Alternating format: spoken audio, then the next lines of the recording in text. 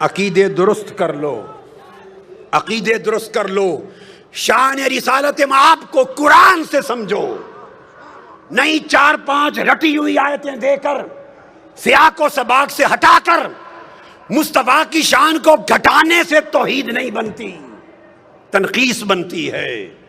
حضور کی شان اقدس اور عقیدہ رسالت کا ایک باب اور ہے، وہ یہ کہ آج ہم میں سے کئی لوگ ہم میں اس بات سے بھی گھبراتے ہیں کہ حضور کو وسیلہ بنانا چاہیے یا نہیں، اور یہ خیال کہ توسل کا کوئی بیان نہیں ہے عقیدہ دین میں اور توحید میں، یہ بھی انکار۔ وسیلہ کا لفظ کسی نے نہیں کھڑا، خود وسیلہ کا لفظ قرآن نے دیا ہے، اور ارشاد فرمایا گیا یا ایھا الذین آمنوا اتقوا اللہ وابتغوا الیہ الوسیلہ وجاہدوا فی سبیلہ لعلکم تفلحون۔ ایمان والو، اللہ سے ڈرو اور اللہ کا قرب پانے کے لیے اس تک کوئی وسیلہ تلاش کرو۔ سورہ مائدہ آیت نمبر 35، پھر اللہ پاک نے فرمایا اولئک الذین یدعون یبتغون الی ربہم الوسیلہ ایہم اقرب ویرجون رحمتہ۔ یہ لوگ جو پوجا کرتے، عبادت کرتے ہیں، کچھ لوگ ملائکہ کی، فرشتوں کی پوجا کرتے ہیں، کچھ لوگ جنات کی کرتے تھے، کچھ لوگ حضرت عیسیٰ کی، کچھ حضرت عزیر کی، کچھ ان کے بت بنا کے پوجا کرتے۔ قرآن نے کہا جن کی یہ عبادت کرتے ہیں، خواہ وہ حضرت عیسیٰ ہیں یا حضرت عزیر، خواہ وہ جنات ہیں یا ملائکہ، جن کے بت بنا کے عبادت کرتے ہیں، قرآن نے کہا ان کا اپنا عالم یہ ہے کہ یبتغون الی ربہم الوسیلہ، وہ خود خدا کا قرب چاہنے کے لیے وسیلہ تلاش کرتے ہیں۔ ایہم اقرب، کہ کون خدا کے زیادہ قریب ہے تاکہ اسے وسیلہ بنائے اور خدا کا قرب پالے۔ تو قرآن مجید نے اللہ کے مقرب بندوں کو وسیلہ بنانا قرآن نے نص کے ذریعے واجب بنا دیا۔ ارے وسیلے کو عقیدہ توحید کے خلاف سمجھنا یہ قرآن کا انکار اور شریعت قرآنی کی سے جہالت۔ پوچھو حضرت یوسف علیہ السلام سے، جب ان کے والد حضرت یعقوب علیہ السلام کی بینائی چلی گئی تھی اور ان کے 11 بھائی حاضر ہوئے مصر میں، جب وہ وزیر تھے، بادشاہ تھے مصر کے، اور بتایا کہ حضرت یعقوب آپ کے والد آپ کے غم میں، جب ملاقات ہو گئی تھی، غم میں رو رو کے بینائی دے بیٹھے۔ اب قرآن کہتا ہے جب پتہ چل گیا کہ بینائی چلی گئی تو کیا کرتے؟ یوسف علیہ السلام ہاتھ اٹھا کے دعا کرتے، عرض کرتے باری تعالیٰ میرے والد حضرت یعقوب کی بینائی لوٹا دے۔ آج صرف یہی طریقہ بتایا جاتا ہے نا، صرف یہ۔ تو یوسف علیہ السلام نے یہ کام نہیں کیا، کر سکتے تھے۔ اللہ کے پیغمبر سے بہتر توحید کو کون جانتا ہے؟ کرتے باری تعالیٰ میرے باپ یعقوب کو بینائی دے دے۔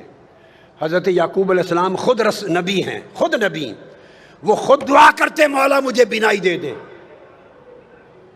نہ حضرت یعقوب نے خود براہ راست دعا کی، نہ حضرت یوسف علیہ السلام نے کی۔ تو کیا کیا؟ جب پتہ چلا کہ بینائی چلی گئی، اپنا قمیض اتار کے دے دیا۔ قمیض اتار کر قرآن کہتا ہے اذهبوا بقمیصی ھذا فالقوہ علی وجہ ابیۃ بصیرا فلما ان جاء البشیر فالقاہ علی وجہہ فارتد بصیرا۔ اپنا قمیض اتارا جو حضرت ابراہیم علیہ السلام کے وقت سے ان کے پاس چلا آتا تھا، اتار کے قمیض دیا اور کہا یہ میرا قمیض میرے والد حضرت یعقوب کے چہرے آنکھوں پہ رکھنا، اس کے وسیلے سے بینائی آ جائے گی۔ قرآن بول رہا ہوں، پر وہ قرآن بتاتا ہے کہ جب وہ قمیض لے کے بھائی آیا، حضرت یعقوب کے چہرے پہ رکھا، حضرت یوسف کے قمیض کے وسیلے سے بینائی لوٹ آئی۔ اب وسیلے کا انکار کرنا دو پیغمبروں کی سنت کا انکار ہے اور قرآن مجید کی نص کا انکار ہے۔ یہ کیسی جاہلانہ توحید ہے جو تمہیں وسیلے سے دور لے جا رہی ہے۔ آقا علیہ السلام کی اپنی سنت دیکھیے کیا ہے کہ حضور خود بھی وسیلے سے دعا کرتے۔ میں آپ کو حدیث دے رہا ہوں، اور یہ حدیث دے رہا ہوں آج تک کسی محدث نے آقا کی اس دعا کی روایت کو رد نہیں کیا، رد نہیں کیا۔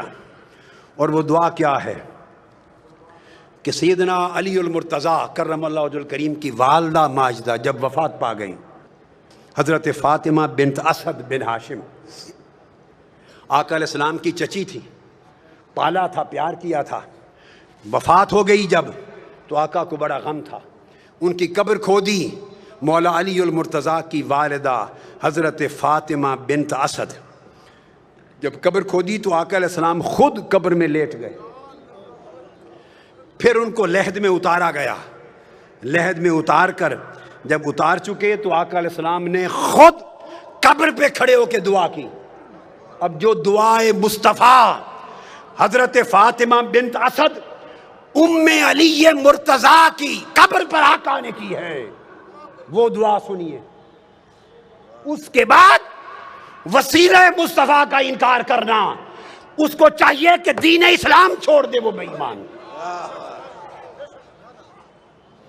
کسی محدث نے اس کو رد نہیں کیا۔ آپ نے دعا کی اور دعا کی اللہم الذی اللہ الذی یحیی و یمیت وہو حی لا یموت اغفر لأمی فاطمہ بنت اسد ولقنہا حجتہا۔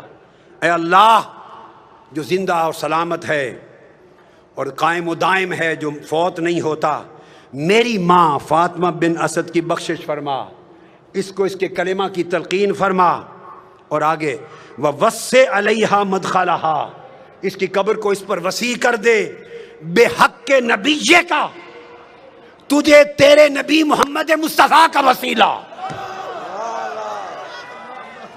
آقا علیہ السلام دعا کر رہے ہیں، فرمایا وَسِّعْ عَلَيْهَا مَدْخَلَهَا بِحَقِّ نَبِيِّک، بالا باری تعالیٰ تجھے میرا واسطہ، میرا وسیلہ، محمد مصطفیٰ کا وسیلہ، اس کی قبر کو وسیع کر دے۔ وَالْأَنْبِيَاءَ الَّذِينَ مِنْ قَبْلِي، اور ان سب نبیوں کا واسطہ وسیلہ جو مجھ سے پہلے ہوئے۔ اب یہ کہنا کہ اس طریقے سے دعا کرنا جائز نہیں کہ نبی کے واسطے سے بخش دے، نبیوں کے واسطے سے بخش دے، فلاں کے وسط کے وسیلے سے بخش دے، ایسا اگر کوئی شخص کہے تو اس سے بڑا جاہل کوئی نہیں ہے قرآن اور حدیث کا۔ سیدنا فاروق اعظم نے کہا کہ آقا علیہ السلام نے فرمایا، آدم علیہ السلام جب زمین پہ آئے تو دعا کی، یا رب اسألک بحق محمد لما غفرت لی، میں تجھے واسطہ محمد مصطفیٰ سے بخشش مانگتا ہوں۔ اللہ نے فرمایا فقد غفرت لک ولولا محمد ما خلقتک، آدم تو نے مصطفیٰ کا وسیلہ پیش کیا ہے، میں نے تیری خطا معاف کر دی، اگر محمد نہ ہوتے تو تجھے بھی پیدا نہ کرتا۔ میں نے اختصار سے بتا دیا، اور اس کو میں نے کہا کہ ابن تیمیہ نے بھی تک نے اس کی تصریح اور تائید کی، اور امام طبرانی نے حدیث صحیح کے ساتھ تائید کی۔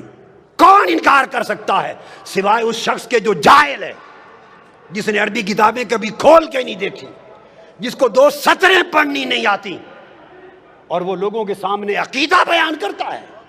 دعائے وسیلہ تاجدار کائنات نے سکھائی، کون ہے مصطفیٰ کی سکھلائی ہوئی دعائے وسیلہ کا جو انکار کرے؟ آقا نے فرمایا گھر جا، وضو کر دو، نفل پڑھ، اور یوں دعا کرنا، اللہم انی اسألک واتوجہ الیک بمحمد نبی الرحمت، یا محمد، پکارنا میرا نام لے کر، انی قد توجہت بک الی ربی فی حاجتی ہذہ لتقضی، اللہم فشفع فی، دعا کرنا ہے اللہ میں تجھ سے سوال کرتا ہوں اور تیری بارگاہ کی طرف متوجہ ہوتا ہوں، نبی رحمت حضرت محمد مصطفیٰ کے وسیلے سے، حضور کے واسطے سے، یہ کہہ کر آقا نے فرمایا پھر مجھے پکارنا، کہنا یا محمد۔ آج لوگ کہتے ہیں کہ حضور کو پکارنا جائز نہیں، ارے جائز ناجائز کی شریعت آپ نے اور میں نے بنائی ہے، جائز ناجائز والی شریعت مصطفیٰ نے بنائی ہے، یہ حق نہ تجھے ہے نہ مجھے ہے، یہ حق مصطفیٰ کو ہے۔ مصطفیٰ خود فرمائیں گھر جا کے دعا کر کے مجھے پکار کے کہنا یا محمد، تم حضور کے منکر ہو۔ یہ کہہ کر انہوں نے دعا کی یا محمد آپ کے وسیلے سے اللہ سے مانگتا ہوں. تو پھر حدیث پاک میں آتا ہے آگے اس نے حضور کے وسیلے سے دعا مانگی.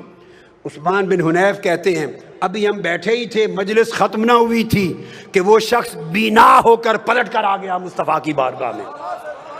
حضور کے وسیلے سے دعا مانگنے کی دیر تھی کہ بینا ہی لوٹ آئی.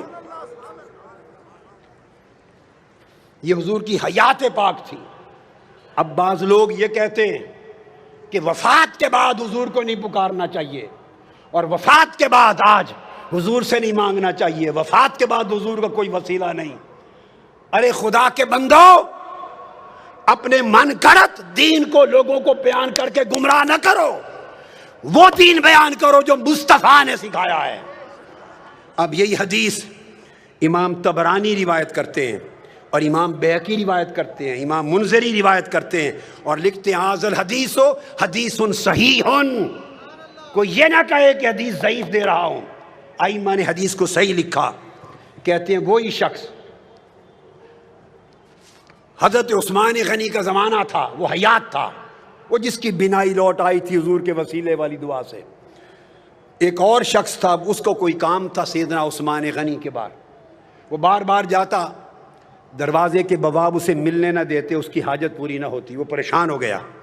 اچانک اس کی ملاقات عثمان بن حنیف والی روایت میں وہ جو نابینا تھا, حدیث الدریر, جو بینا ہو گیا تھا حضور کے وسیلے سے, اس سے ہو گئی. اس نے کہا آؤ گھر جا کے یہ دعا پڑھو اور حضور کو پکارو یا محمد. آقا علیہ السلام کا دور گزر گیا, سیدنا عثمان غنی کا زمانہ ہے. اس نے پھر دعائے وسیلہ پڑھی, یا محمد پکارا.